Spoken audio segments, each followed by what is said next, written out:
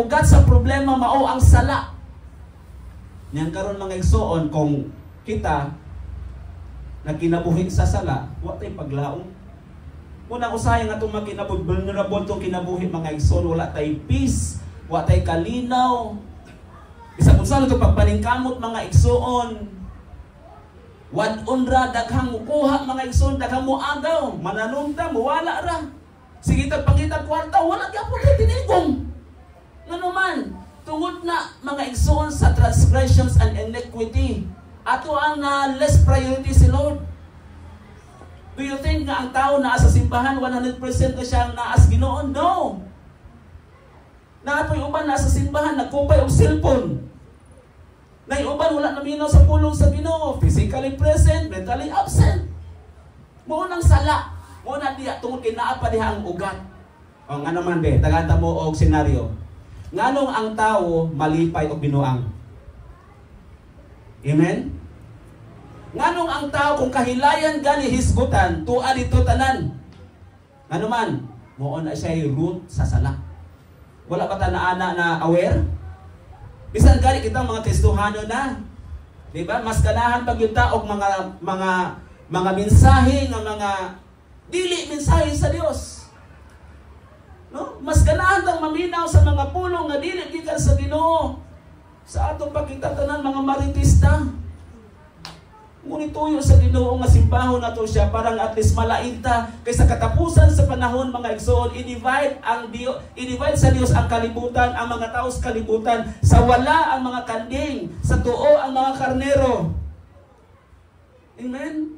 Sa pagpalig sa Ginoo mo nay mahitabo mo nang ikaw di kita pwedeng atutas wala mga karnero ta. Amen. Gipakamati tas Ginoo. Amen.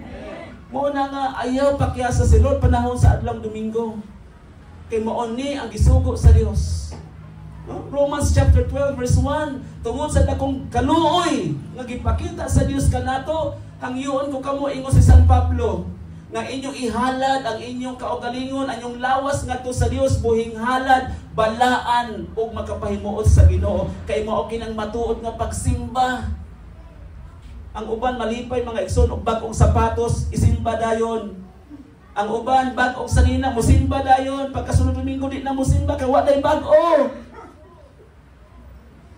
Amen. Excited kayo ta natay bag-o mga igsoon.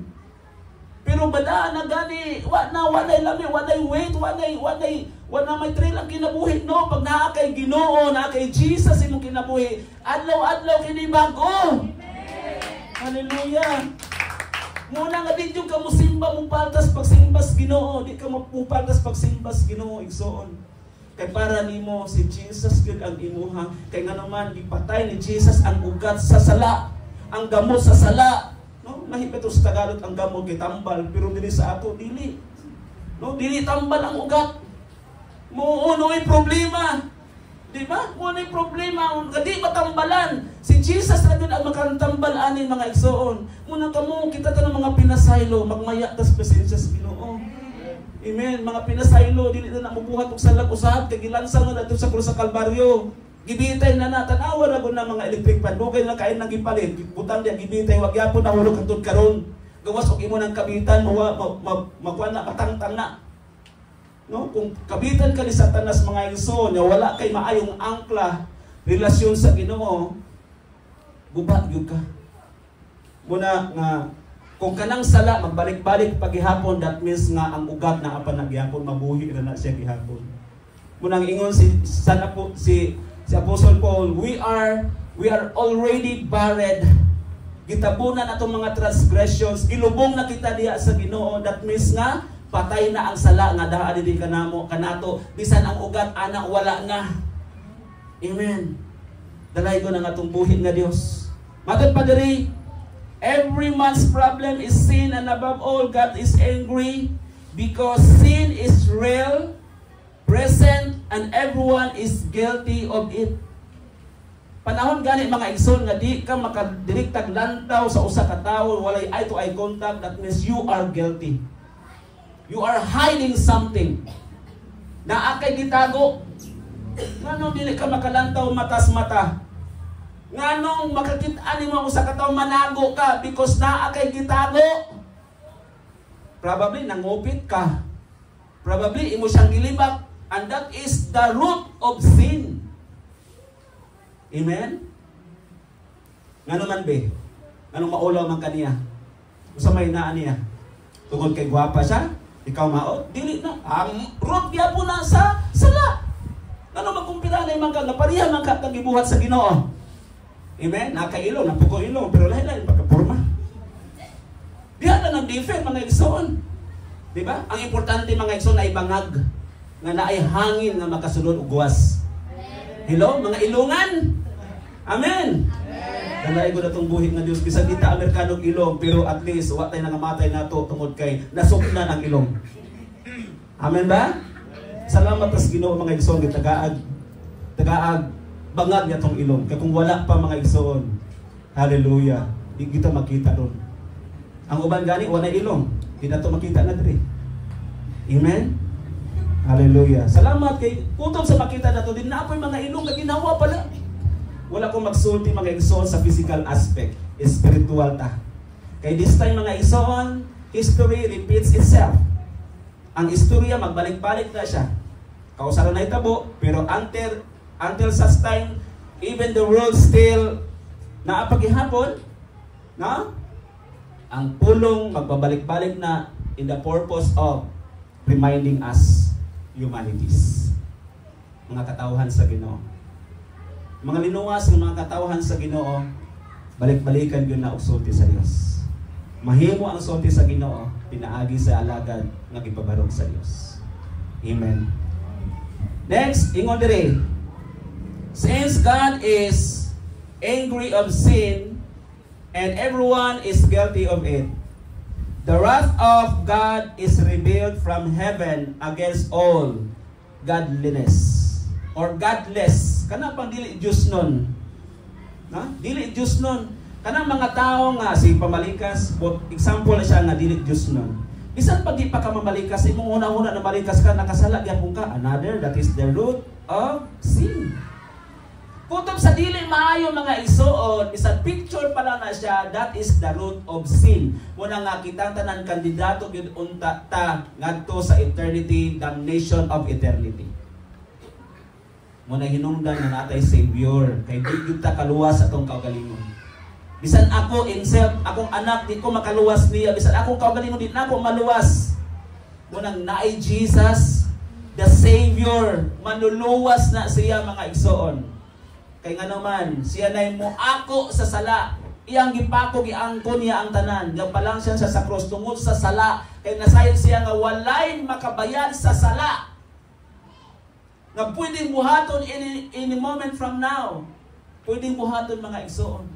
Upon there is Jesus, the Savior. Na? Nahimo siyang tinonglo mga igsoon kaysa mga Hudiyo custom. Ang tao nga gilansang sa cross, tinonglo siya. Siya may pinakaalaot nga tao sa tibuok kalibutan. Apan wala na gisabayan ni Jesus. Maangkon lang niya na ang tanan maluwas pinaagi sa iyang kamatayon. Dili barato ang pagpalit sa Ginoo nato. Mahal ang pagpalit sa Ginoo nato. Munang wag mong ismulin ang kaluwasan. Once you are saved, you have to work it out. Imo na trabahoon. And one of the byproduct of this salvation, kanang worship ta sa Ginoo. Wala nagpasabot nga worship ka, gusto kang maluwas. That is wrong interpretation. Kabahin sa kaluwasan.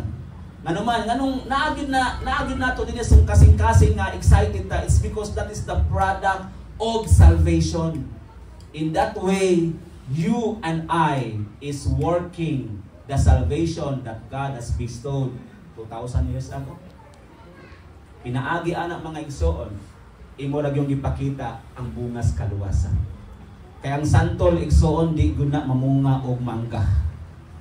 Ever since in the history, na the tree will identify its fruit. Ang mangga, kung ikaw kanding din ka. Amen.